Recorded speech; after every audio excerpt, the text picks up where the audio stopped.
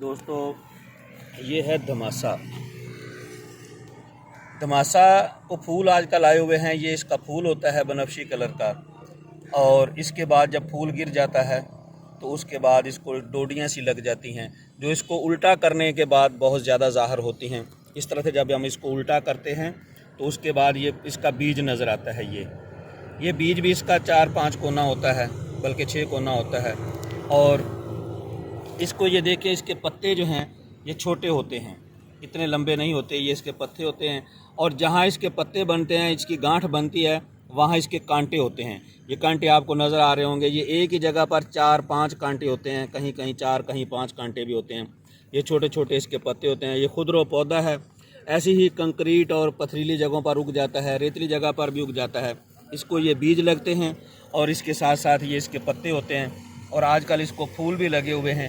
یہ اس کا پھول ہوتا ہے جس کے اندر پیلے رنگ کا زیرہ ہوتا ہے۔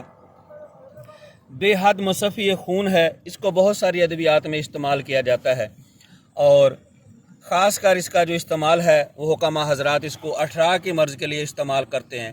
اس کے ساتھ کچھ دوسری ادویات کو ڈال کر کے بھی استعمال کیا، گولیاں بنائی جاتی ہیں، اور اس اکیلے کی گولیاں بھی اٹھرا پہ کام کرتی ہیں، کینسر پہ کام کرتی ہیں، اور یہ بہترین اللہ تعالیٰ کی نعمت ہے۔ اس کو سچی بوٹی بھی کہتے ہیں۔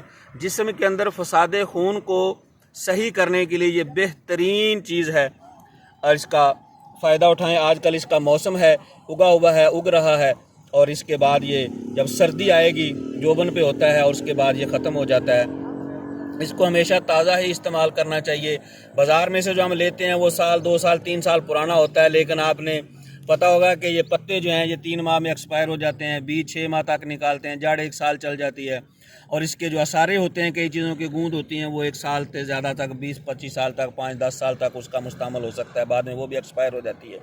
ہمیں بازار میں جب یہ ملتا ہے تو ایک ہی بار یہ بورے بھر کے رکھ لیتے ہیں، 3-3 4 سال تک بیچتے ہیں۔ تو کوشش کریں کہ خود ہی اس کو اکھاڑ کر کے اس کا استعمال کیا جائے۔